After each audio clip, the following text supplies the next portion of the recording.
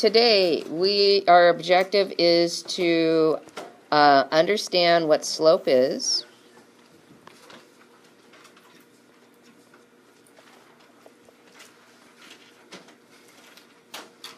That's our first objective. And second is learn how to calculate slope.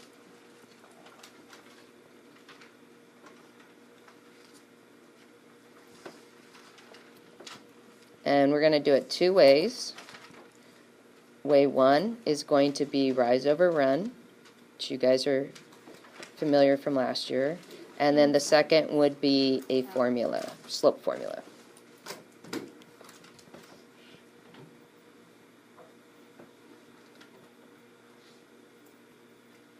Okay. So pretty much through last year, a lot of what you did with lines was being given a graph, and you could calculate the slope using that idea of rise over run. You guys probably practiced with ordered pairs and graphing from some ordered pairs. You guys do that? Did you guys use slope-intercept form? Do you remember doing that? Okay, a little bit of that? All right. Because that's all the stuff we're going to keep going over again this year and make sure you guys got it down. So what is slope? Let's start with that definition. Can somebody give me a definition of what slope is of a line? Down. Slope isn't always down. Okay. Slope isn't something that's going straight. It's Okay. Does it do this? It goes wavy like this? no. Too bad I can't capture that on the video, right? Okay, so you're saying slope may not be straight up or straight down. It could be anywhere in between, from straight up or straight across. Okay, so slope is some sort of tilt in some sort of way, some sort of slant. Okay, vertical is a slope. We can have a slope, but we're going to talk about that. You can have for horizontal, and then you can have all in between as well. Okay, so slope is basically the slant of a line. Okay, and your slant is either going to be getting closer to the y-axis and becoming vertical, or getting closer to the x-axis and getting horizontal. I mean, those are your major options. You can have slopes that point the first and the third quadrants. You can have a slope that looks like this. So here's my x, here's my y. Oops, let's do that in a color. And can somebody tell me what type of slope that is? Okay. It doesn't have, no, it's not a description of that way, but there's signs that we can associate with our slopes. Does anyone know what sign that goes with that one? That would be mine. So your two choices for signs would be what? Positive or negative. Okay. Does anyone know what slope that would be called? Ruby? That's a positive slope. But it's in the negative. Doesn't matter.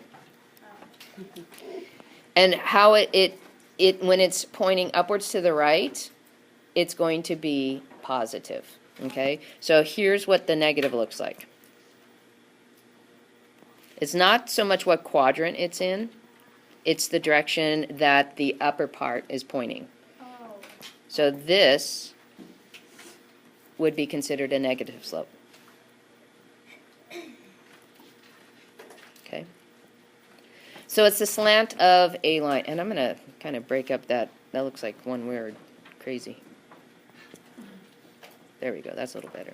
Now, based on what you did yesterday, your rate of change that you were working on, you actually were calculating slope. Okay. So a constant rate of change is the same as slope. So let's write here. It's a constant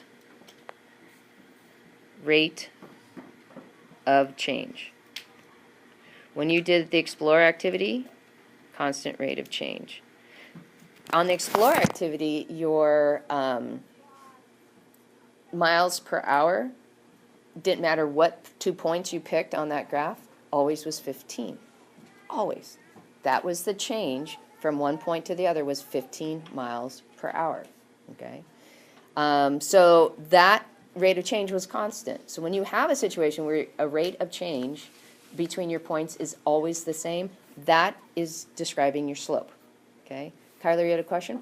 Yeah, but I don't really understand It's the way that they point determines the sign of the slope. Because slopes can be if they're pointing towards the right, like the blue one is, that's considered a positive slope. So when you write down the slope number, it's going to be a positive number.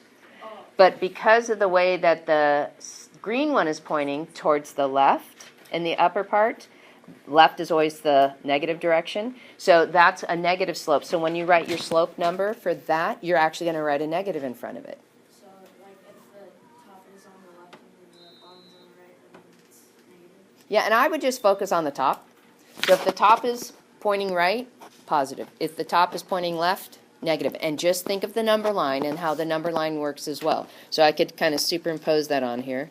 If here's your number line, this is your 0 point, these are your positives, these are your negatives. Okay? Here's your 0 point, these are your positives, these are your negatives. Okay? So if that helps you remember. Okay. All right? So we have a constant rate of change. Now, when you guys are ready, I'm going to go to the next slide. Okay, so if you think about what you did in the Explore activity, those of you who did it, those of you who didn't, listen. We had several points. So the first hour, this was the person who was bicycling over time. So this is Nathan. So Nathan, he bicycled for 1 hour, and he got a total of 15 miles. And then on the second 2 hours, he had gotten up to 30 miles. Miles. And then he had 3 hours, and he had gotten to 45 miles. And then he went 4 hours, and he had gotten to a total of 60 miles. Yeah, this is from your review. So what you were doing to try to figure out the rate of change, or in essence the slope, is that you were taking 2 points and you were taking the later time, subtracting the early time. That's what they always did. And I think the reason why they wanted to do that so that you would end up with positive numbers. So for example, they said 30 take away 15 to take away 1. And they came up with the slope. This was the slope.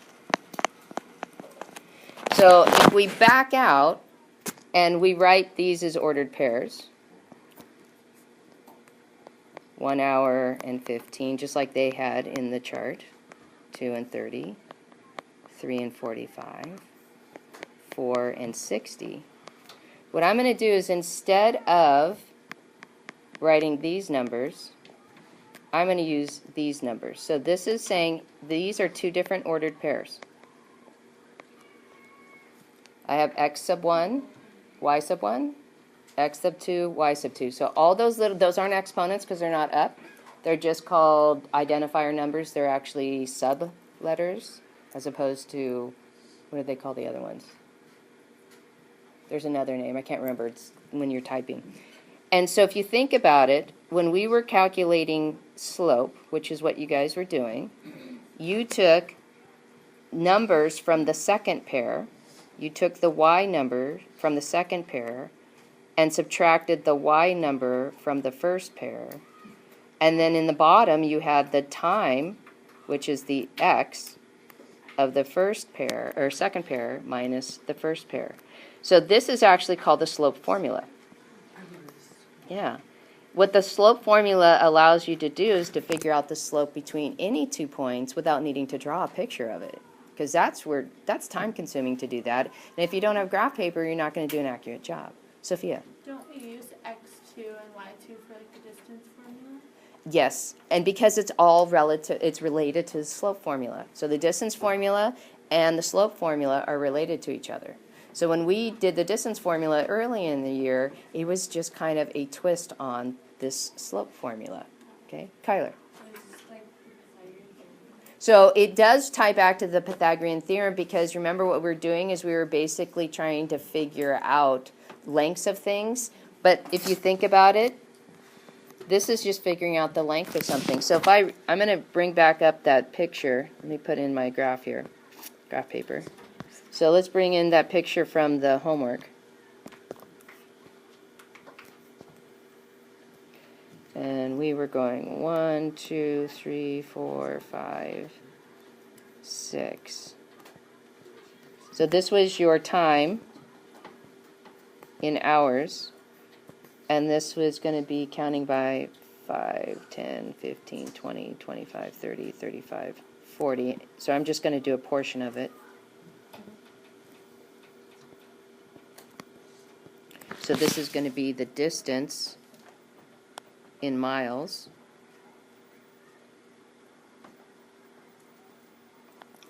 And you had these key points, 1 hour, 15. 2 hours, sorry, I didn't put my numbers in here. 2 hours was at 30. 3 hours would have been at 45. And then you connected them from the origin. Okay. What we were doing was taking these ordered pairs in different orders. They took different groups to do this problem. So let's just take those two. So what they did is they said, okay, to do our slope. By the way, does anyone know what the abbreviation for slope is? No. There's a particular letter, one letter that they use to represent slope. And it's M. Good. And the reason why it's not S, because M already has a role in formulas as the length of a side of a square. Okay?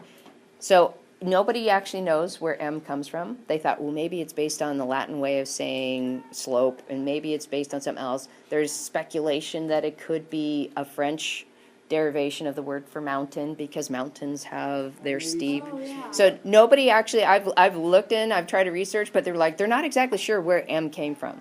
But that's just what we use. So anytime you see M in a formula, they're talking about slope of a line, okay? So when they did slope, and they did, and I'll renumber these, so this is x sub 2, y sub 2, and this is x sub 1, y sub 1. What they did is they took those numbers, and here's what's really important. When I put these together, the coordinates from the same ordered pair have to be one above each other. So an x and a y that belong together have to be written like a fraction. And then I do the same thing with the other ordered pair. Oops, sorry, that's supposed to be an x. And I write them as an ordered pair. And then what you're going to do is make one big fraction, and you're going to subtract those values.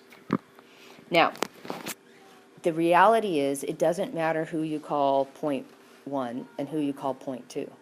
The answer is going to be the same. So I want to kind of show you that. We did it in this direction where the second point was in front. So the 30 and the 2 were in front of the calculation, see in orange. And then the 15 and the 1, that's the first point, came behind. So let me show you doing it the other direction. So if we take our first point and put the y over the x, and then the y over the x of the second point, and connect them up and subtract. What's 15 take away 30? Negative 15. Negative 15. What's 1 take away 2? Negative 1. Negative 1. What's negative 15 over negative 1? 15. So we get exactly the same slope, but we just had to deal with some negatives first. Okay? So it doesn't matter which point you put in front, as long as the coordinates that belong together are one above each other. That's the key thing. The other key thing is you remembered more so, and because Sophia brought it up first, is when you were doing slope last year, what you were looking at was how much did I rise.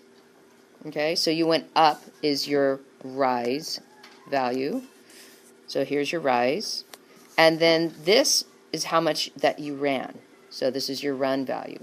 So you guys learned this idea of rise over run is the same thing as slope, which is great. And you can do that, but you have to have a graph. So if you have a graph, you can count up how much you went. But what do?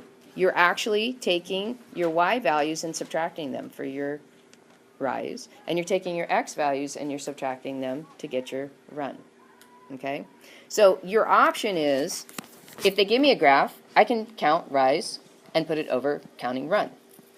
If they don't give you a graph and they just give you two ordered pairs, how do I do slope at that point? So that's what I want to practice with you guys a little bit. So we're going to go to the next screen. And I'm going to just give you two coordinates. And my directions are going to be find the slope. You should have. Okay. So I'm going to give you 2 points, and I want you to go ahead and find slope. Okay. So just take a moment to do that. So what I did is I solved it out 2 ways. The first way, I took the first point and I made it x of 2 y sub, and y sub 2. And so I put it in front. And I ended up getting 0 over 7, which I can divide 0 by anything and get 0. So I agree the answer is 0 for slope. The second one is I took the second point and I made it the one that went in front. And I still ended up with 0 because all that changed was the sign on the number. Because I'm subtracting the other direction, so that makes sense that I would get the same number but opposite signs. Now I'm going to throw one more thing in here and ask you, what kind of line is that? And by the way, never answer that question with straight. Because if it isn't straight, then it isn't a line, okay? So what kind of line do you think you get that has a slope of 0?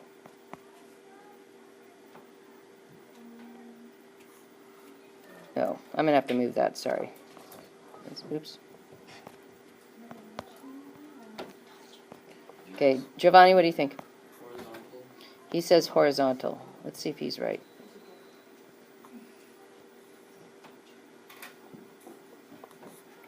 So I'm going to plot those 2 points and then I'm going to connect them up.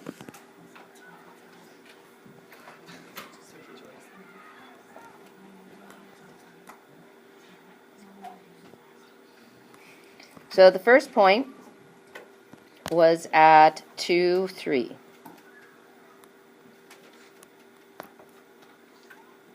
The second point was at negative 5, 3.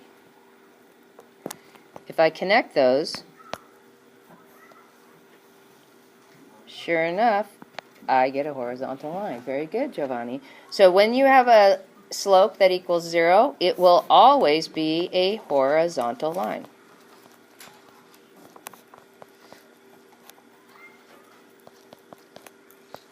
Always. Okay? So let's try one more. Same directions. Let's have it 4, 7, negative 3, negative 5. So go ahead and find the slope of those slope of the line that passes through those 2 points. So depending on which point you put in front, you would have originally gotten 12 over 7 when you did your subtraction, or you would have had negative 12 over negative 7, which then becomes 12 over 7. So again, what's great about the formula is it allows me to calculate slope without having to draw the picture. Okay? So that's what you guys are going to work on tonight, slope.